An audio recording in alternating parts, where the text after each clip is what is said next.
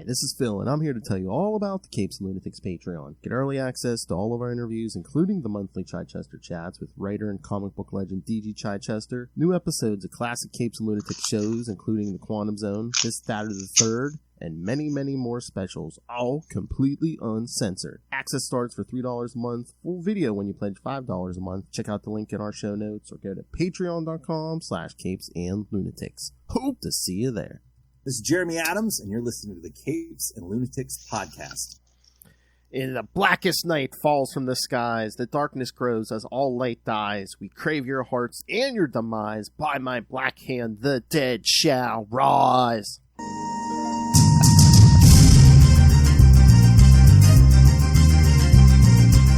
Enough from the Republican National Convention. Welcome back to Sector 2814, the Green Lantern podcast. I am Phil. Joining me, as always, master of all cores, living and dead. It is. I am Will. Hey, everyone. That's right, kids. We're back for part 7. We're a little over halfway. Part 7 of our 13 weeks of Blackest Night.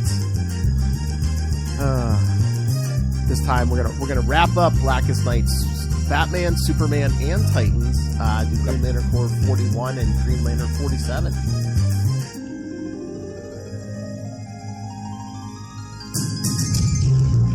Boy, we're in a little better place with this Green Lantern 47. Will, remember the last time we did a Green Lantern 47? Emerald Twilight was knocking on the door. Emerald Twilight Part 1, yeah, that was... No, wasn't it? No, it was that one right before it with Green Arrow. Yeah, it was. Yeah, it was the last part of... It was the last issue with by writer He Who Will Not Be Named. Exactly. Mm-hmm. Yep.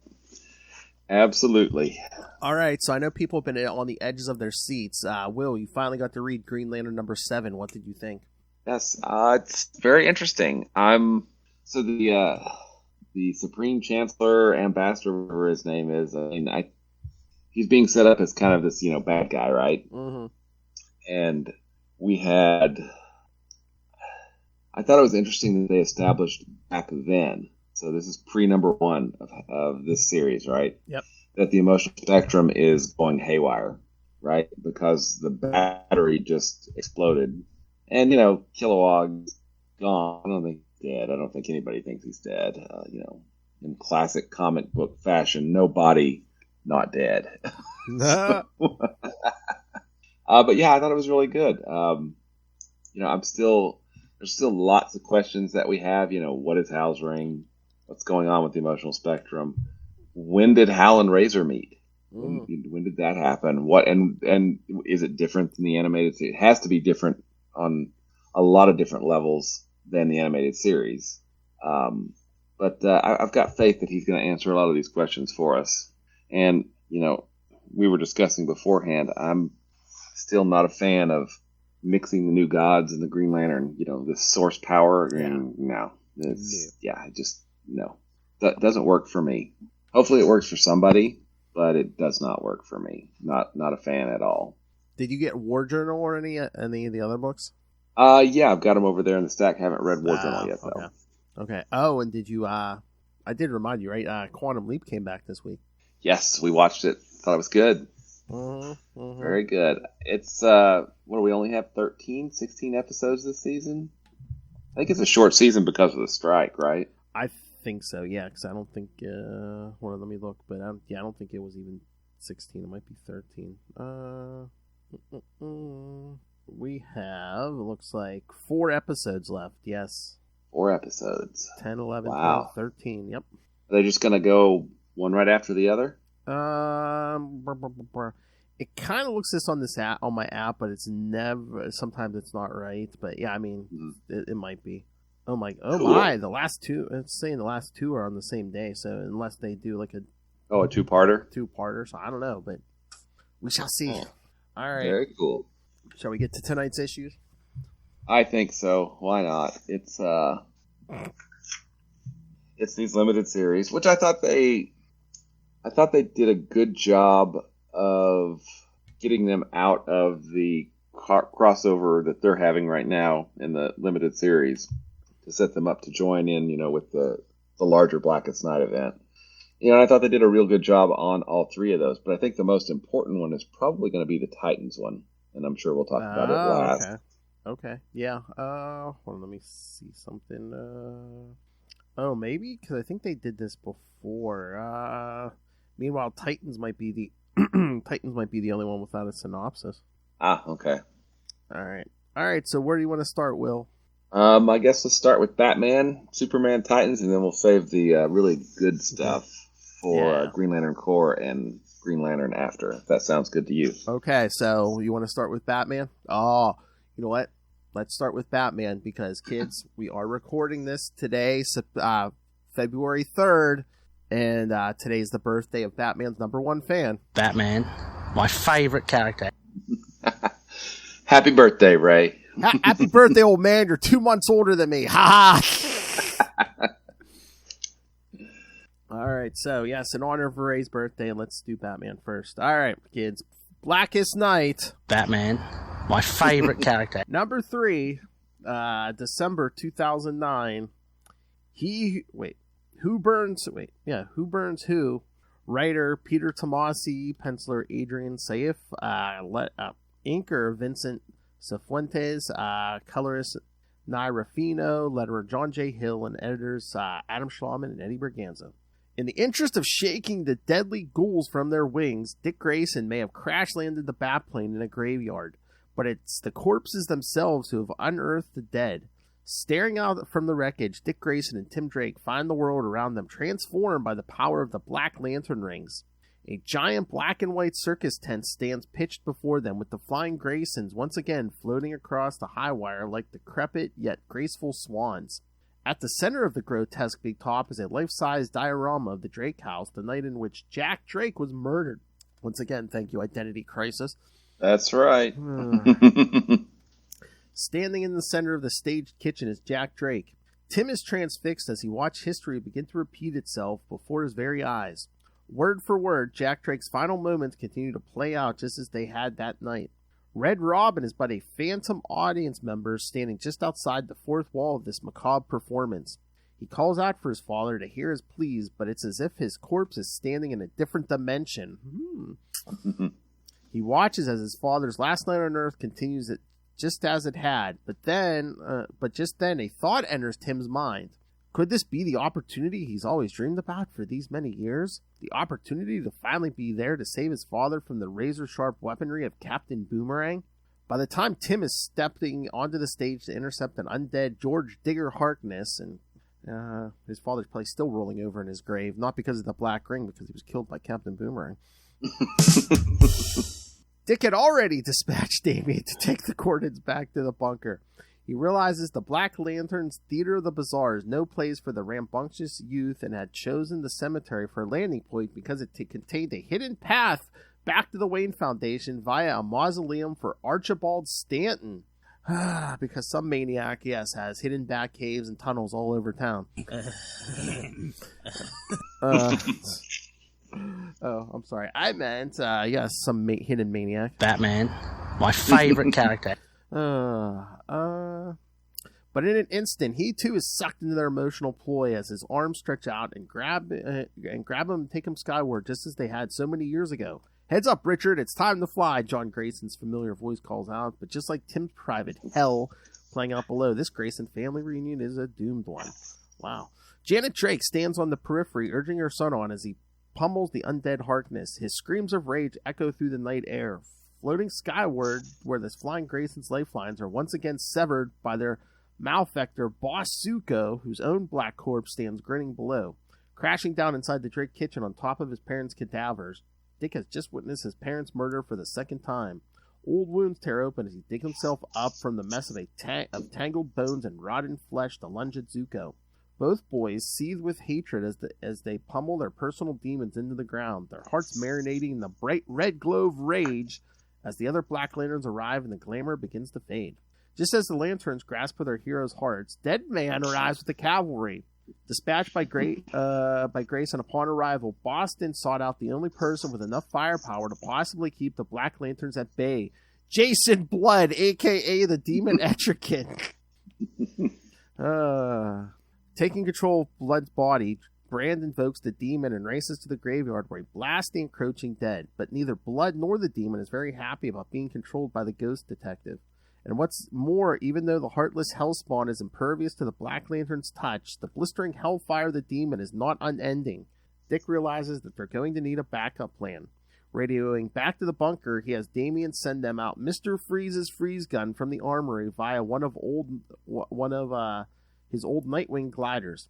The ice cannon arrives just in time as their fuel supply begins to run low. The ravenous horde of undead encircles them, and with not a moment to spare, Grayson uses the gun to freeze Tim solid before pointing the ray at himself. With the heroes encased in ice and temporarily frozen, their emotions vanish from the sonar-like vision of the Black Lanterns. With no prey to feast on the Lanterns are forced to take off in search of other sustenance, and once they depart, Deadman enters the bodies of both men in order to give them the needed strength to shake themselves free of their petrified state.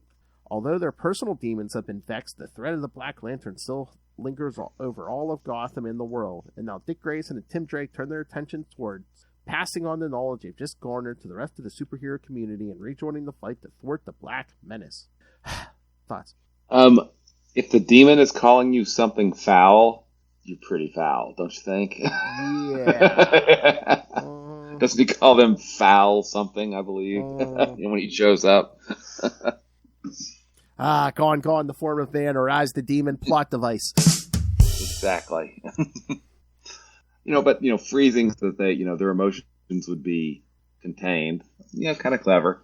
It basically gets them out of this for, more or less in the way they started it. So now they know they know a little bit of what's going on and, perhaps better how to fight them. So. Oh, wait, here we go. A mausoleum marked Archibald Stanton, holds the secret tunnel like it said. This is, of course, a reference to the tombstone at the ending of Sergio Leone's classic Western, The Good, the Bad, and the Ugly. So I did not know that. I did not get that either, yes. So how did you feel about, they didn't defeat the Black Lanterns, is basically they just made them go away. Yeah, which chase after other people, which is not super heroic, but they survive.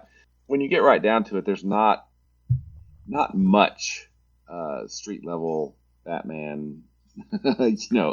Yeah, I mean, but according to they at least of like, we kind of destroyed our own zombies, or we kind of at least contained them until the Green Lanterns to figure out what the hell's going on. Mm-hmm. It just seems weird. Is this the one? No, it's Superman. It's like, find Jordan or Stewart or even Guy Gardner. I think that's what he says. Yes. Or God help us, even Guy Gardner. Yeah. This is pre-Jessica, pre-Simon. Yes. Pre-Joe. Yeah. So. Yeah, this is only the 4 Earth Green Lanterns. Yeah. Yeah. The 4 Corpsmen. Yeah, the 4 Corpsmen.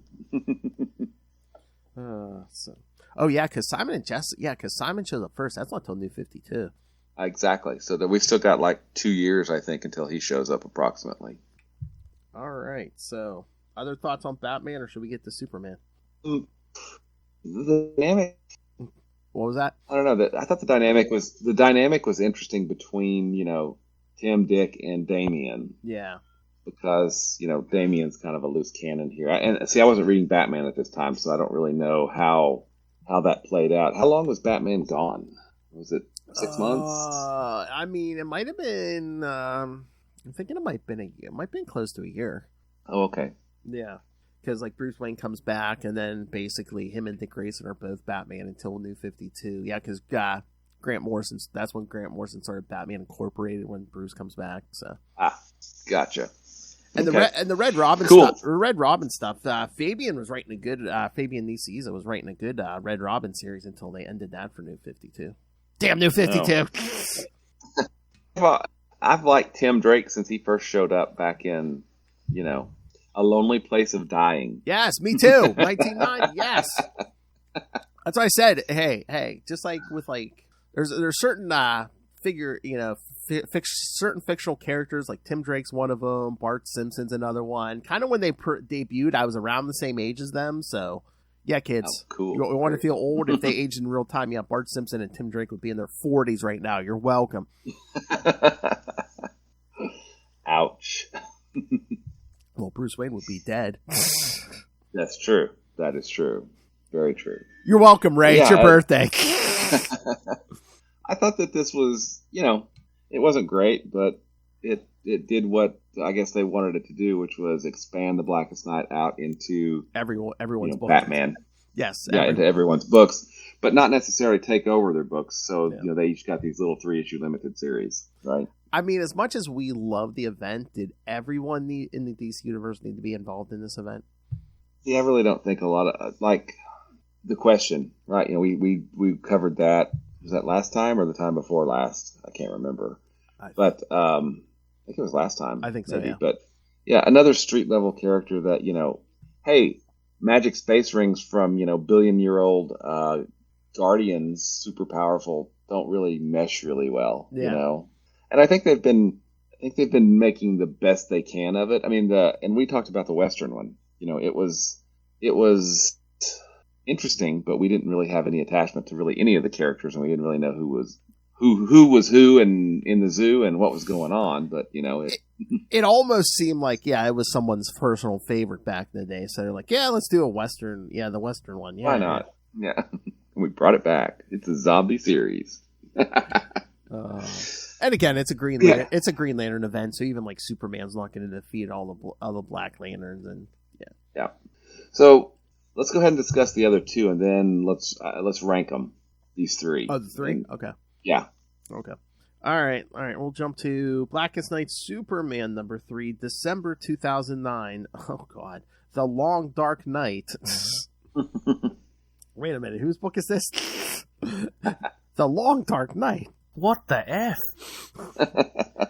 Writer James Robinson, penciler Eddie Burrows, inker Ray Yosef, Julio Ferreira, colorist Dryden Reyes, letterer Steve Wands, and once again, editors Adam Schlauman and Eddie Berganza.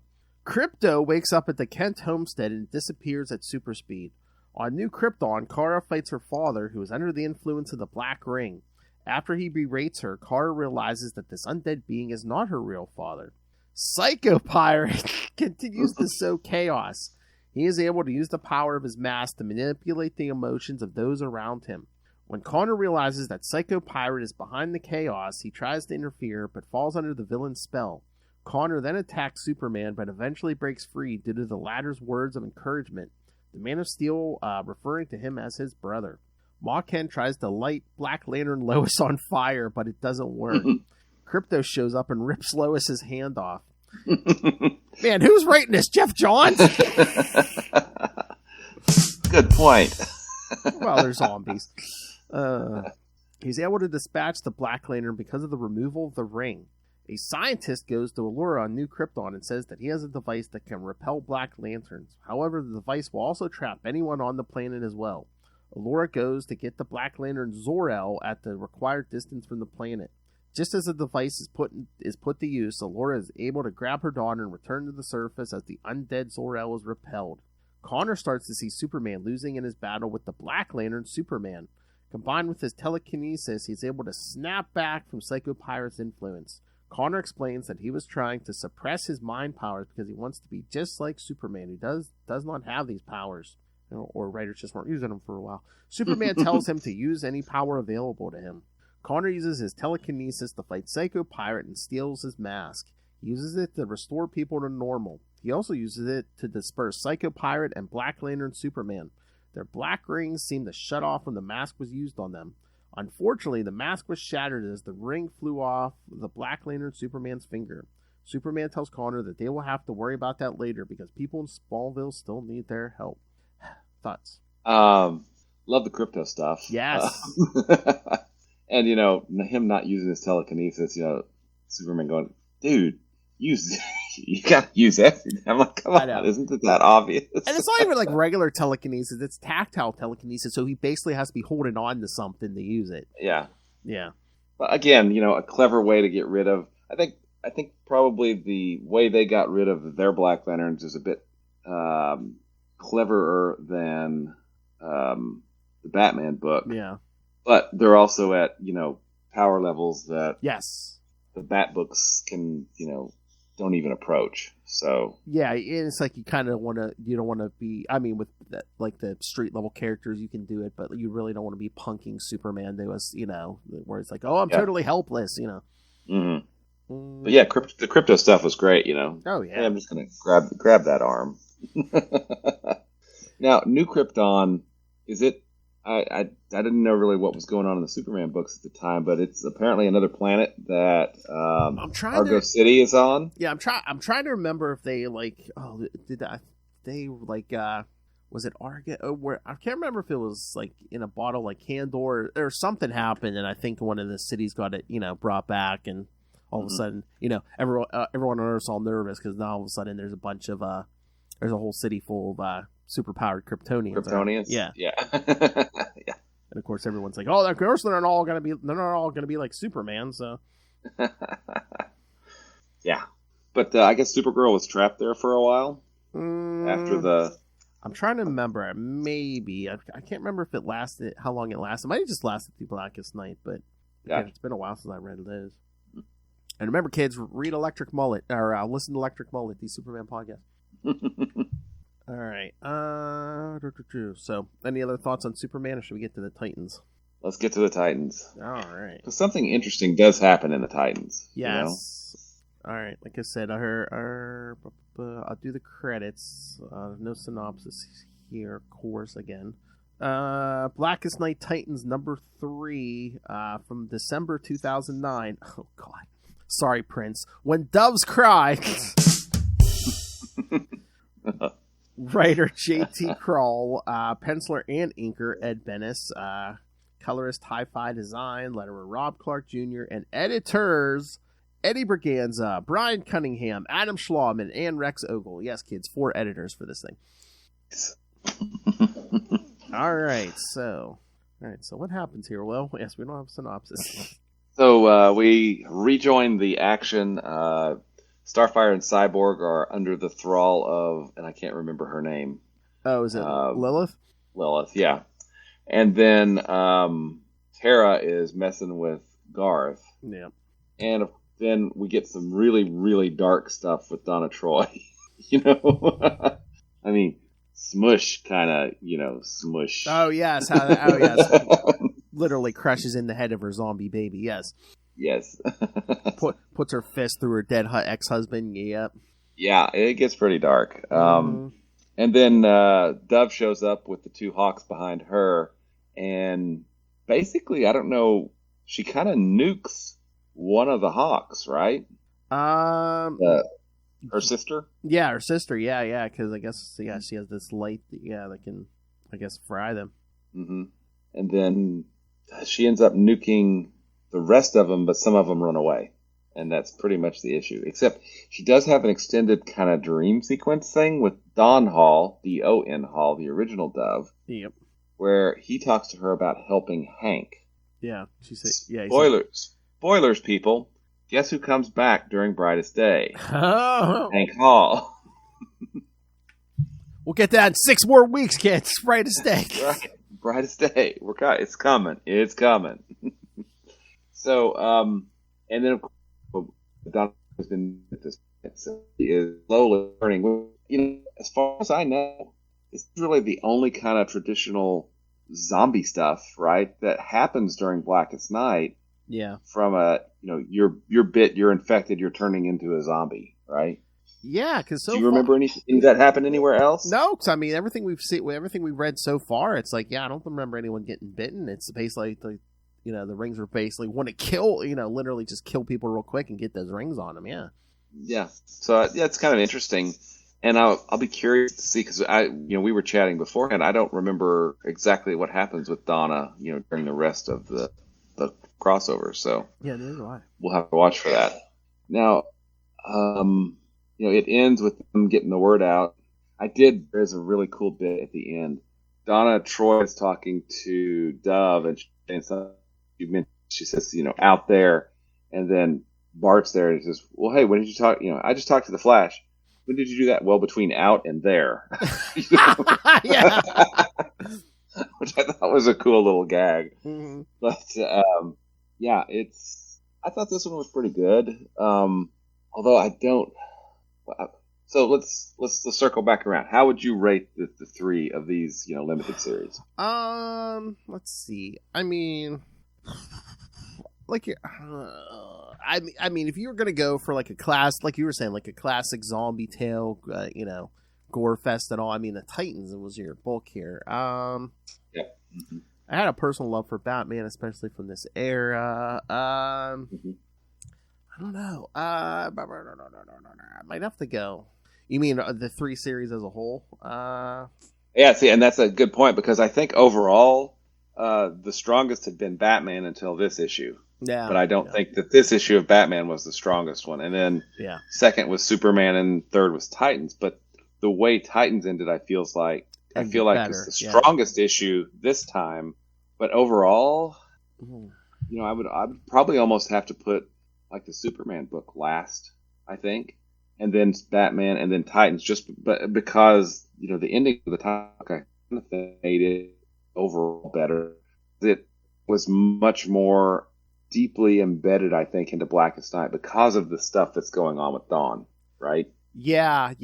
I mean, Titans definitely stuck the ending better than the other two. I guess. So are we going? Like I said, we're going as a series as a whole.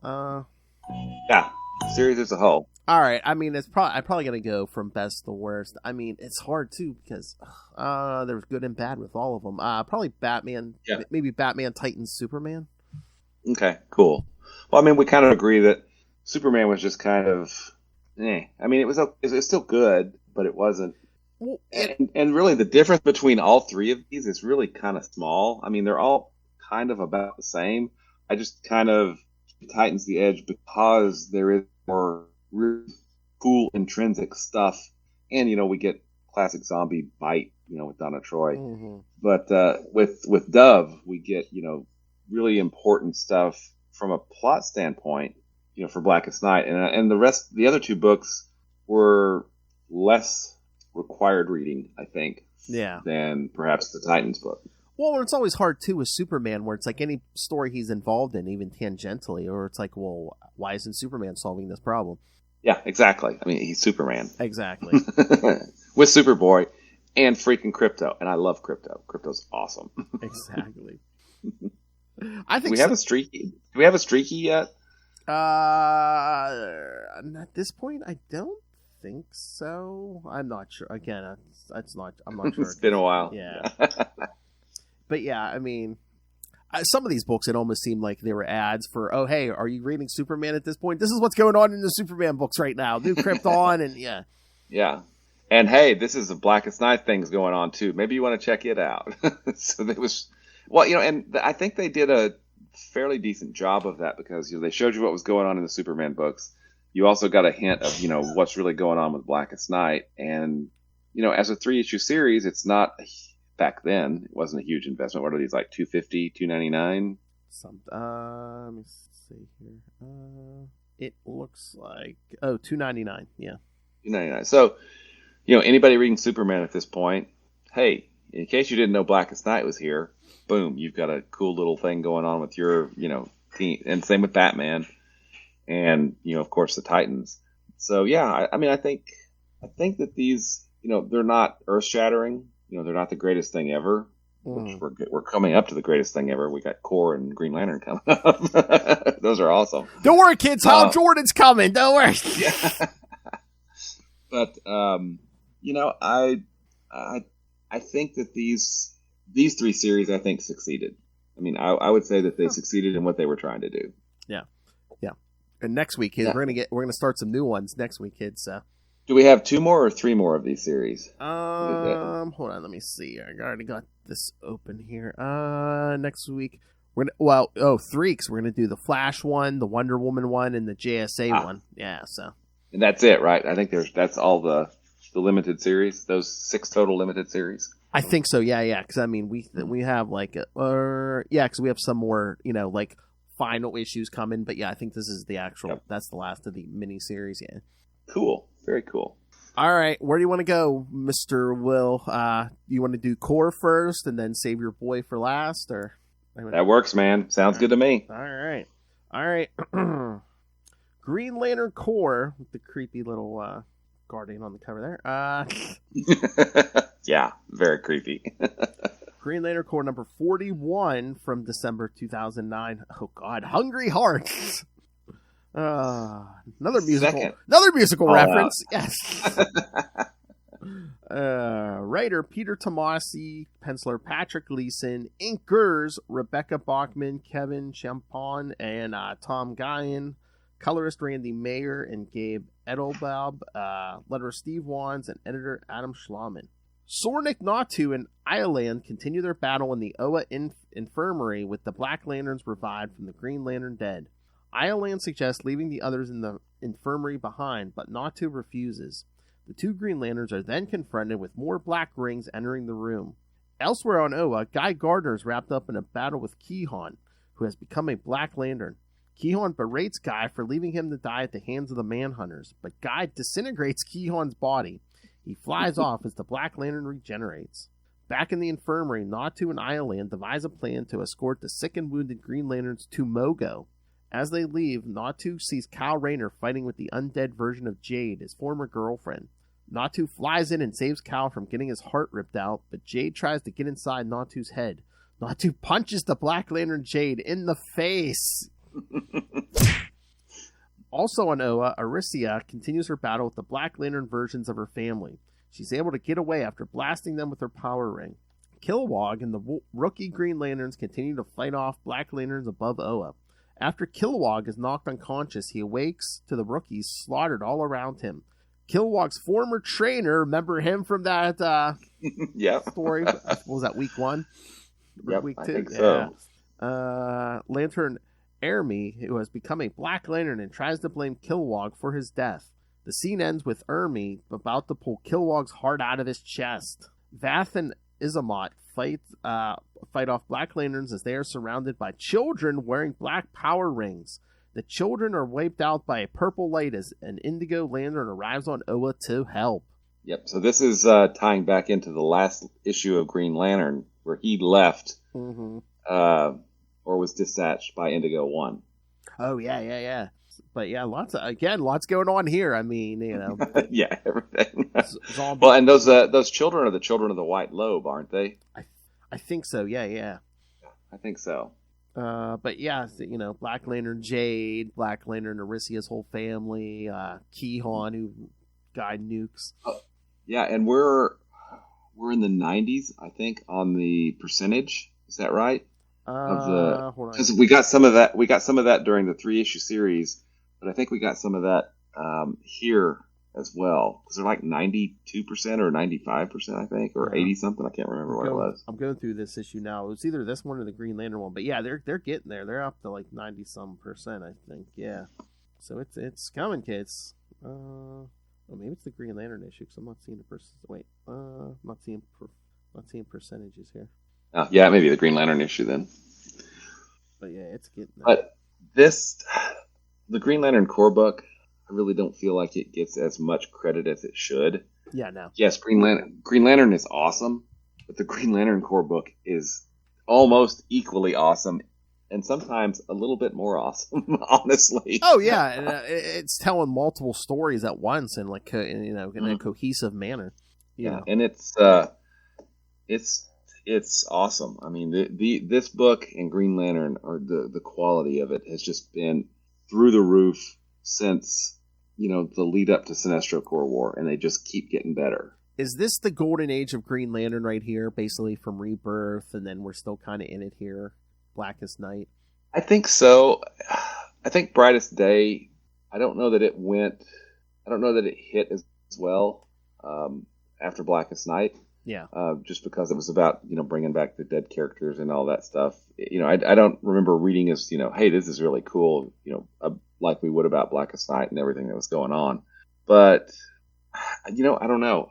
I think we're still, I think at this point we're definitely still in the golden age. Mm-hmm.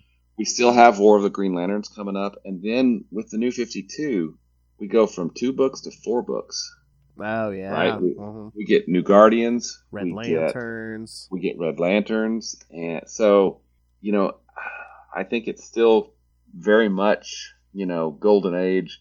I think Brightest Day may have been a slight misstep, and it's been a long time since I read it, so we'll be able to for ourselves, see what what's going on with it. But we're definitely in kind of the golden age of Green Lantern. Rebirth through and that's probably because Jeff Johns is really in the driver's seat. Yeah. Once he leaves during New 52, things change, and then he comes back for his kind of final arc, right? Mm-hmm. So, I don't know. I think there's still so much great stuff coming, right? Yeah. So, I guess we'll have to just kind of see when we get. It'll feel different at some point, right? Then we won't be in the golden age anymore. Oh yeah. All right. You ready for your boy? Didn't get any of them last week, so. Well, we still need to talk about this issue because this issue has got some really good stuff going on. I mean, you've got Guy with Kehan. You've got Kilowog with that was adapted for Emerald Knights. The animated movie that came out. You've got that story adapted with his trainer. Yes. You have Aricia, against her generations of former Green Lanterns. Parents, grandparents, yeah. Yeah. And then, of course, you've got Kyle and Jade, and then Natu and Iolande, who I think, don't get me wrong, but I think that they've managed to survive all the New 52, all the other crap that's gone down. And I think Iolande, and Natu's still alive. We know that because we saw her in, did we see her? I can't remember the last time we saw her. That may have been Rebirth. That may have been the Green Lanterns Rebirth series. But Iolande is still alive, I believe, because she was she got reassigned as a Star Sapphire, I think, at the end of. Oh, maybe. But it's cool to see that these characters, they're here, but they're also still here, for today's, even after the bloodbath that was the previous volume of Green Lantern. And the art on this issue is phenomenal. We've got the same art team. And we've got a great cliffhanger ending, with the Indigo Tribe.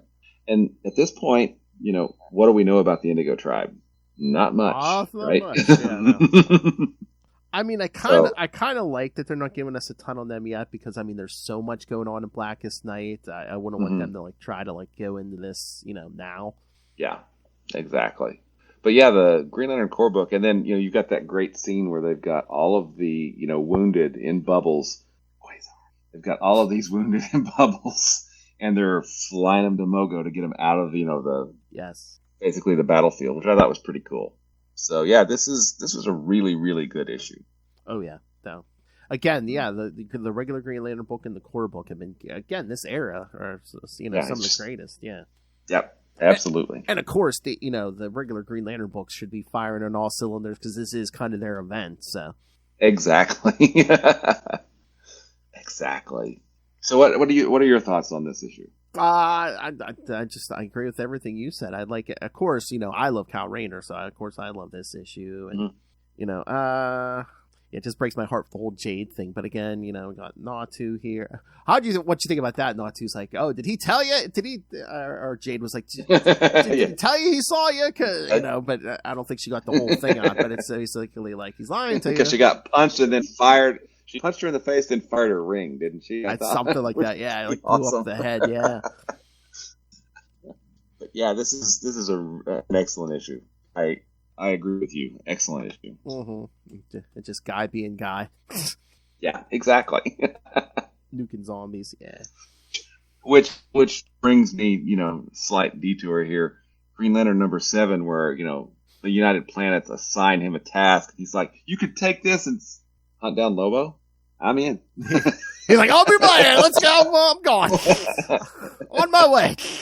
On my way. I'm already leaving. Thank you very much. And I don't know if they're going to do that. I don't know if they're going to show that in the regular Green Lantern book or somewhere else, because I know they are talking about. I don't know if it's a mini series or something about like a Justice League type team with Guy or something. I don't care where that's at, but we need to see that. If no one, either someone else needs to do it or Jeremy Adams, you need to show us Guy and Lobo. Well, and then of course Kyle is sent somewhere where Hal didn't know during all that book. But anyway, back to this. So yeah, I think we're ready to move into the main book, man. All right, Green Lantern number 47. Second time we've said that on this podcast. Green Lantern number 47. All right. From December 2009 to hell and back. Writer Jeff Johns, penciler Doug Mank, inkers Christian Alamy, Doug Mank, Tom Guyon, and Mark Irwin, colorist Randy Mayer, letterer Rob Lee, and editors Eddie Schlauman and Eddie Berganza. The story. Nice. All right, so yeah, this one picks up where we left off in 46. We see on Yzamalt, Lara, who is resurrected as a Black Lantern, attacking her former Lost Lanterns. As that's happening, we see Atrocitus about to begin his battle with Green Lantern Hanu.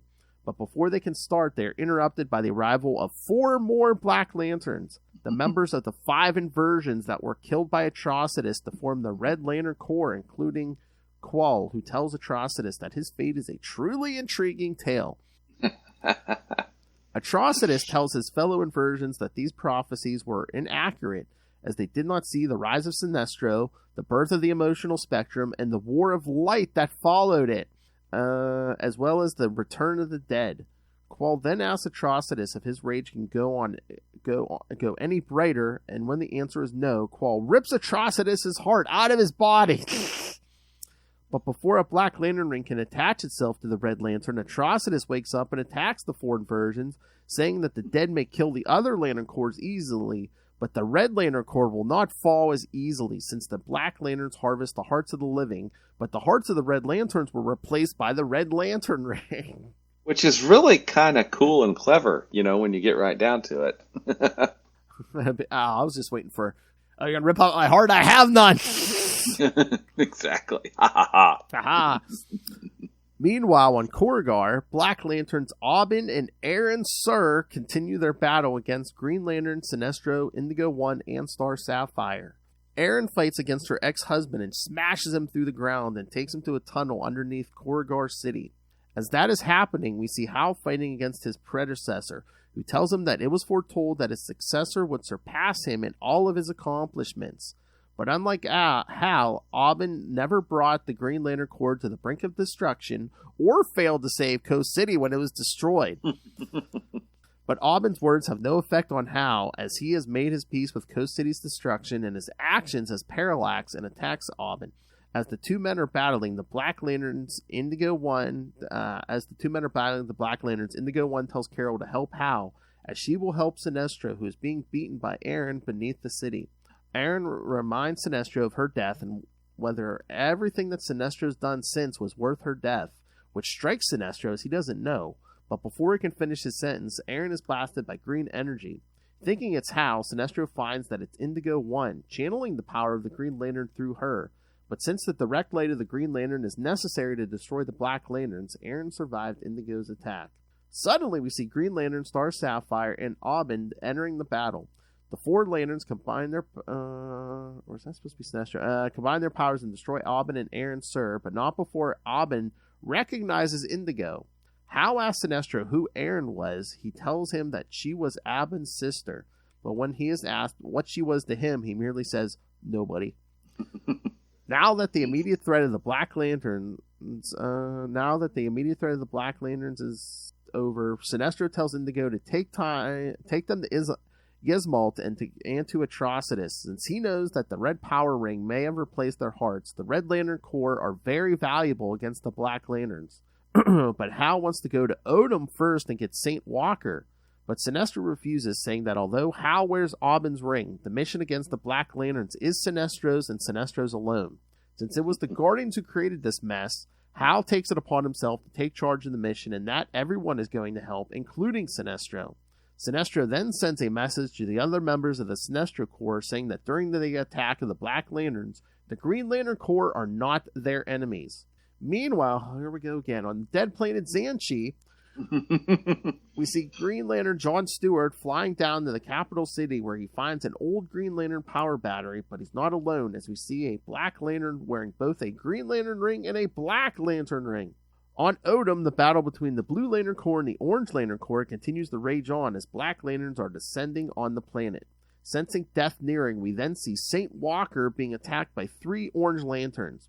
He tries to fight back, but without a Green Lantern ring nearby, their rings are ineffective against the Orange Lanterns. Suddenly, Walker's ring lights up and blasts the Orange Lanterns away. Wondering how their rings are back online, they see the 4 lanterns approaching the planet. A construct of Larfleeze recognizes Hal as the one who wore the green and blue ring. But before Hal can attack, the Orange Lantern Corps disappear, leaving the Blue Lantern central power battery to fall back on the ground. As St. Walker, Ganthet, and Sade ponder as to where the Orange Lanterns went, we see that Larfleeze is being attacked by the Black Lantern Corps, more specifically by the corpse of the avatars of the Orange Lantern Corps that Larfleeze has stolen over the centuries. But before the Black Lanterns can touch Larfleeze, they are stopped by a swarm of red blood. It's Atrocitus, who has come to Okara to steal Larfleeze's power battery.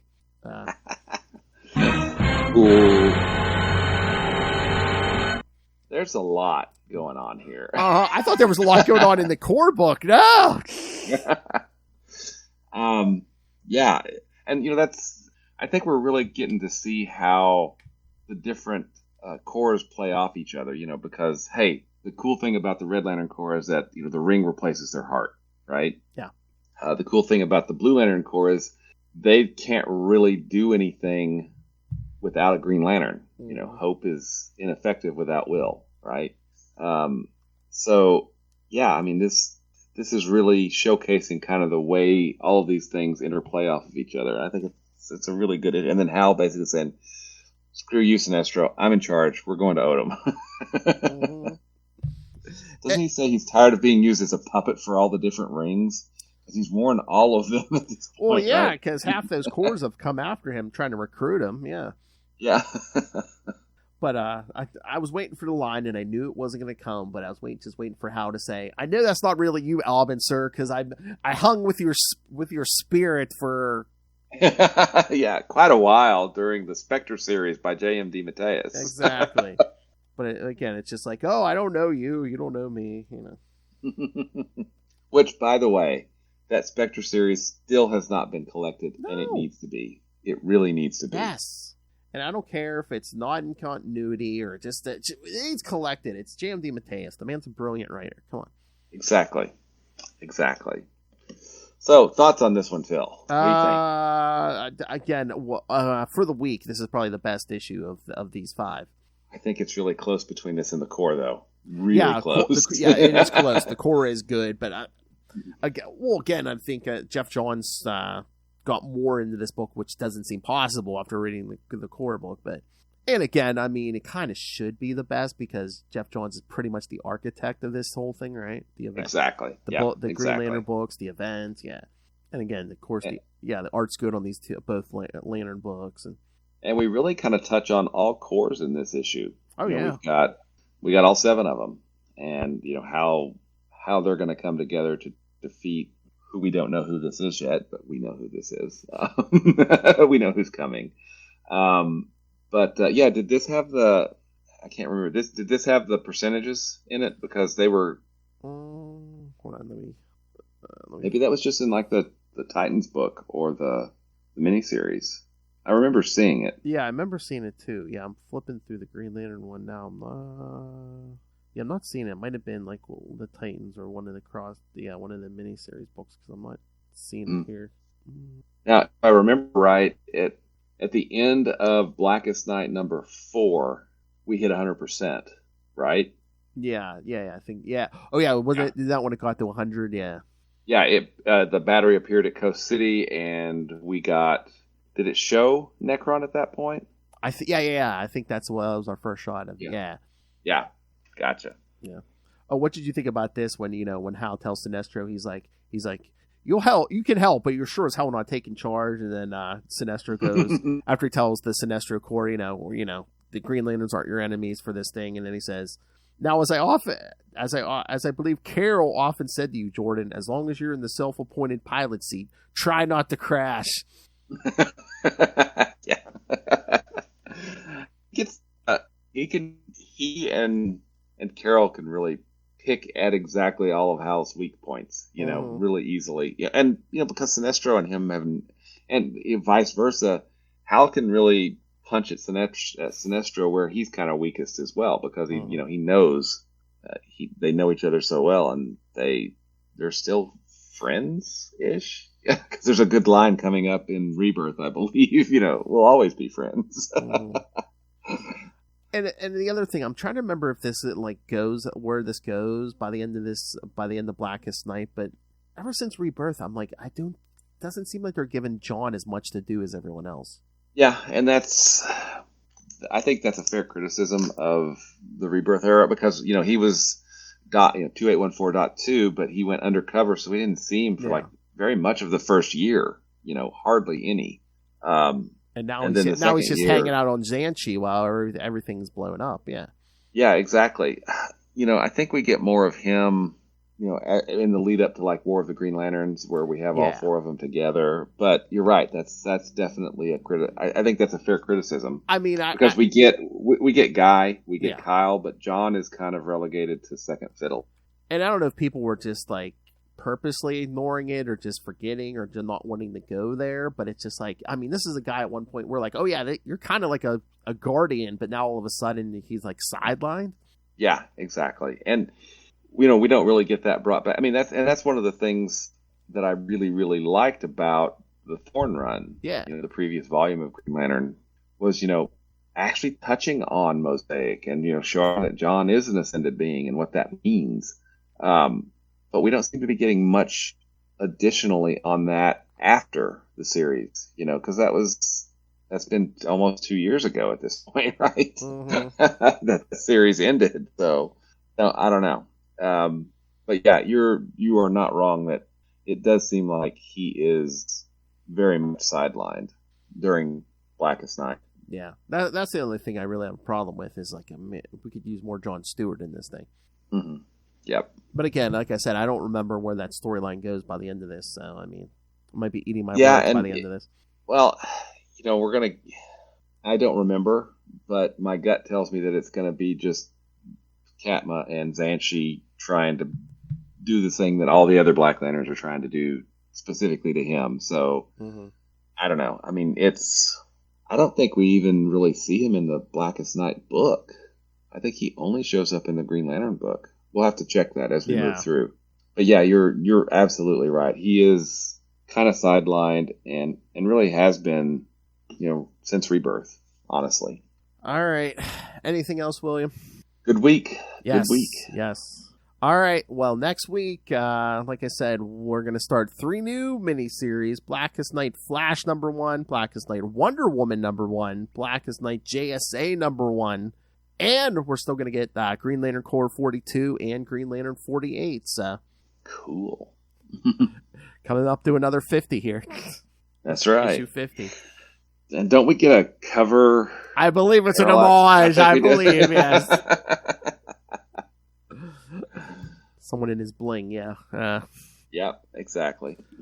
All right, kids. So, yes, send us your thoughts. Email us, capesandlunatics@gmail.com, or call the voicemail, 614-382-2737. That's 614-38-CAPES. And again, send us some feedback and win a Green Lantern prize pack. And, of course, find all of Capes and Lunatics episodes, social media, merchandise, and, of course, the Patreon, which in 2024 will be extra. More vicious and brutal than ever. So, yes, find everything all in one place. That's tubespace.io/Capes and Lunatics Podcast Network. That's tubespace.io/Capes and Lunatics Podcast Network. I'm going to eat this up with a fork and spoon.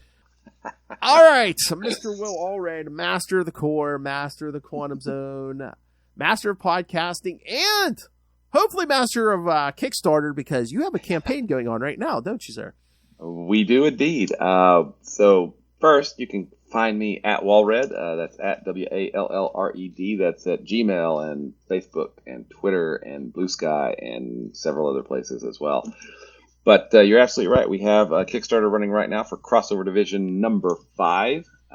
We're nearly 75% funded at this point with about 3 weeks to go, so we're in a really good spot. But if you want to check that out, you can go to crossoverdivision.com/KS or crossoverdivision.com/Kickstarter. And if you want to check out some other books that I've written, you can do that at Diary of Night at diaryofnight.com. And finally, You've obviously got great taste because you're here listening to Phil and I go on about Green Lantern, which means you probably love Marvel's Quasar almost as much as we do. You can check out all kinds of cool stuff about Quasar at the Quantum Zone, quantumzone.org. I'll put it in my navel. He goes limp in my grip. I am God. They aren't even attempting to enter our orifices. Thank you, Tom DeFalco. Yes. I, of course, love Hal Jordan.